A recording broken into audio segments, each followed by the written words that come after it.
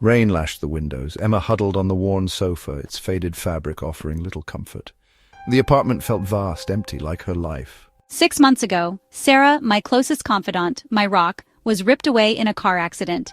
A cruel twist of fate that stole her laughter, her warmth, leaving a void impossible to fill. Emma still hadn't unpacked Sarah's box of belongings, a painful reminder tucked away in the corner.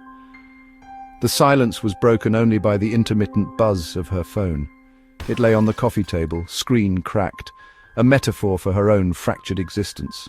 I hadn't wanted to replace it, not when it held our last messages, our last shared jokes, a digital ghost of our friendship. Tonight, however, the relentless buzzing grated on her nerves. One missed call, no caller ID. Then the notification flashed on the screen. New voicemail. My breath hitched. Who would be calling at this hour, and how had they gotten through? I rarely give this number out anymore. With trembling fingers, she pressed play. Hey, it's me, Sarah. The voice, unmistakable, washed over her, a wave of ice and fire. It was Sarah's voice, filled with its usual vibrancy, a stark counterpoint to the cold dread seeping into Emma's bones. Her heart pounded against her ribs, a frantic drumbeat against the silence that followed. This has to be a cruel joke, a recording dug up from our past.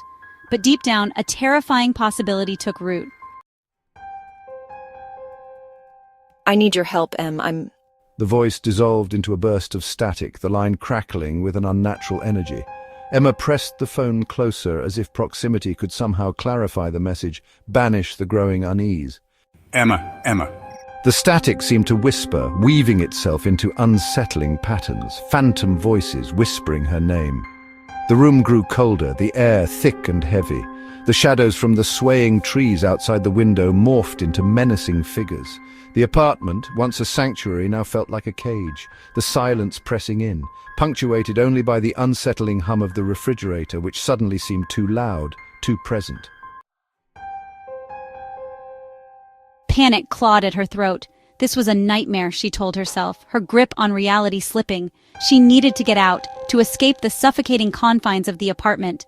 She stumbled towards the door, but her limbs felt leaden, her every movement an arduous effort. The phone slipped from her grasp, clattering to the floor, its screen flickering with an eerie light. She backed away from the phone as if it were a venomous snake, her gaze darting around the room, searching for, she didn't know what. A rational explanation, an escape from this terrifying reality? The apartment felt alive, malevolent, the air thick with unseen menace. Her breath came in ragged gasps, each one a struggle. The phone buzzed again.